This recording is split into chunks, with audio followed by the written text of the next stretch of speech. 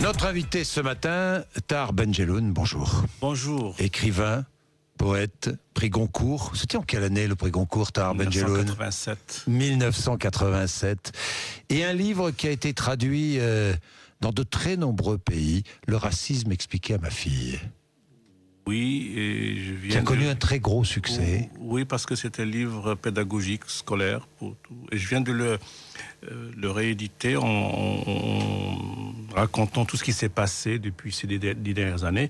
Parce que beaucoup d'enfants, je vais beaucoup dans les écoles, me disent « Alors, est-ce que le livre a arrêté le racisme ?» Je dis malheureusement non, ça continue. Et effectivement, je explique que le racisme fait partie de l'être humain, qu'il ne peut pas s'empêcher, face à l'ignorance et la peur, d'avoir des dérives irrationnelles et d'être raciste. Mais c'est pas pour autant qu'il faut se taire et ne pas continuer à le dénoncer. Justement, vous avez choisi de ne pas vous taire dans Le Monde et sur RMC. Dans Le Monde hier, avec cette tribune très remarquée, et sur RMC ce matin. Tahar Benjelloun, vous entrez dans le débat sur l'identité nationale.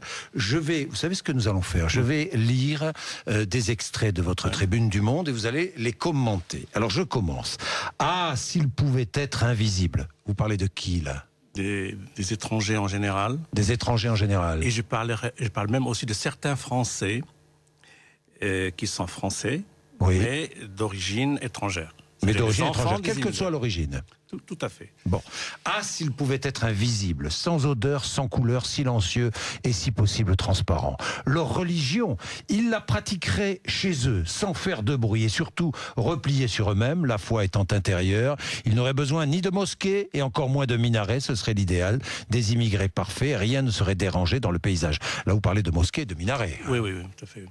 Oui, parce que, en fait, je me suis rendu compte avec cette tribune que l'humour ou la dérision n'est pas toujours bien comprise par certains, parce qu'il y a eu des réactions sur le monde Internet, parce que j'ai malheureusement pas expliqué le titre. Le titre, c'est minaret est tombé. On a pendu le coiffeur. Alors, c'est un proverbe marocain. Oui. Qui veut dire l'absurdité. C'est-à-dire que quand on fait quelque chose de tellement absurde, eh bien, le minaret est tombé, c'est-à-dire c'est arrivé. Ça n'a rien à voir avec le coiffeur, et pourtant on va punir le coiffeur, on va le pendre. Alors, c'est un peu, c'est-à-dire au lieu de parler des vrais problèmes, c'est-à-dire comment vivre ensemble, on va commencer à dire « Ah, il ne faut pas qu'il y ait de minaret. Ah, il ne faut pas qu'il y ait de mosquée. Ah, il ne faut pas s'habiller comme ci, comme ça. » Donc, moi, j'aurais préféré qu'on affronte les problèmes de France. Vous voulez dire par là que ce débat sur l'identité nationale ouvert en France est absurde ? Il a été très mal ouvert, très mal placé, parce que, d'abord, il y a une chose, ça prouve une chose qui est formidable, c'est que de plus en plus de jeunes français ne sont pas concernés par l'intégration, parce qu'ils sont des Français. Alors, on parle d'intégration. On intègre ceux qui ne sont pas du pays. Or, l'ancienne génération... Oui, mais on a la sensation qu'ils ne sont pas intégrés. Pourquoi ? Voilà. Parce que quand l'Algérie joue, ils brandissent des drapeaux algériens. Oui. Quand ils se marient, ils brandissent des drapeaux algériens ou marocains. Tahar Benjelloun. Parce que ils sont français sur le papier, mais on ne leur a pas fait sentir qu'ils sont réellement acceptés. Il y a un malentendu des deux côtés, parce que s'intégrer, ça se passe des deux côtés. Il faut que les deux, c'est comme dans un couple, il faut que les deux tendent la main. Or, il y a un malentendu primordial, et moi je l'explique dans l'article sur les blessures qui n'ont pas encore été fermées de la guerre d'Algérie. Alors on va en parler. Vous dites vous écrivez avant, au début des années 1970, les immigrés n'existaient pas. Ils étaient là, travaillaient durement, mais on ne les voyait pas et on ne parlait jamais d'eux. Ils vivaient dans des cités de transit, loin des villes, loin des grands boulevards. Oui, mais les Arabes sont incorrigibles. Voilà qu'en 1973, ils sortent l'arme du pétrole. Voilà, on est toujours dans l'ironie.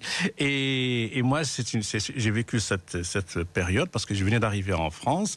Et moi, j'allais à Gennevilliers donner des cours d'alphabétisation et je voyais des gens vivre dans des conditions honteuses. Et après, quand je parlais avec mes amis français, ils ne savaient même pas où ça se trouvait, où ils habitaient. C'est-à-dire que l'émergence dans les médias de l'immigration comme problème et comme situation difficile, ça a été après le choc pétrolier. Voilà, alors justement, vous écrivez un peu plus loin, depuis ce choc, depuis cette apparence, cette émergence, ils ne cessent d'exister à leur corps défendant.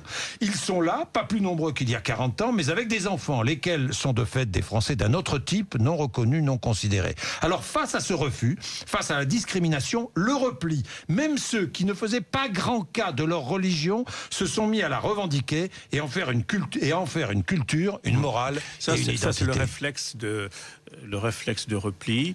Quand quelqu'un ne vous reçoit pas, ne vous accepte pas, alors vous cherchez en vous les racines les plus anciennes, c'est qui vous rassurent. Parce que ces gens, la religion, elle est faite pour les rassurer. Bon, pas pour déranger les autres. Bon, mais la manière dont ils pratiquent cette religion peut parfois déranger les autres. Or, moi, ce que je réclame, c'est une pédagogie mutuelle.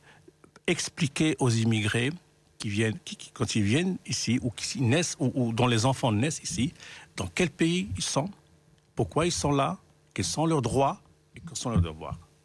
Deuxièmement, expliquer aux Européens, aux Français en général, pourquoi ces immigrés sont là, quels sont leurs travaux qu'ils font, est-ce qu'ils paient des impôts, faire un travail pédagogique d'explication pour que d'abord assainir cette situation d'image, pour éviter le repli sur soi. Parce que vous considérez qu'aujourd'hui, dans notre société, beaucoup de musulmans deviennent plus extrémistes parce qu'ils se replient sur eux-mêmes. Parce qu'ils se replient et parce qu'ils ne sont pas reconnus. Et puis, dans cet effort pédagogique... Donc vous considérez qu'il y a une montée de l'extrémisme. Oui, bien sûr, mais leur expliquer par exemple qu'ils sont dans un pays laïque et leur expliquer ce que c'est que la laïcité, parce qu'ils viennent de pays où la laïcité n'existe pas. Au Maroc, en Algérie, en Tunisie, beaucoup de pays d'Afrique, aucun pays n'est laïque.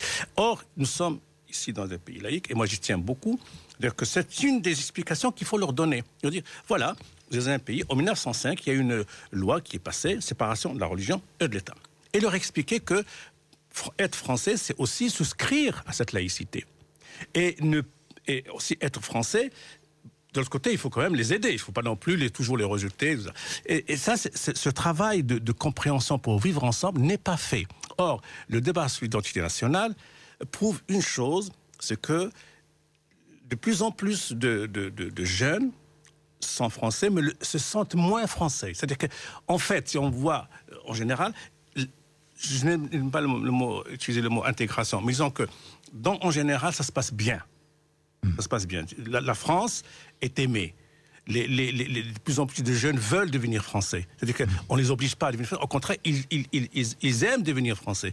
Mais une fois qu'ils sont français, il faut qu'on leur donne le sentiment qu'ils sont chez eux, en France, et non pas des enfants d'immigrés qui sont venus d'ailleurs. D'ailleurs, lorsqu'il y a eu les émeutes de 2005, on a parlé d'immigration. Or, ce n'était pas l'immigration qui s'est révoltée. C'était des Français d'origine immigrée à 40 ou 45% de chômage en leur milieu qui se sont révoltés contre des conditions inacceptables. C'est ça. C'était un problème franco-français et non pas franco-immigré. Parce que les anciens, ça ne les intéresse pas du tout l'intégration, ni le fait d'être français, ni rien. Mais leurs enfants, eh bien, ils sont là.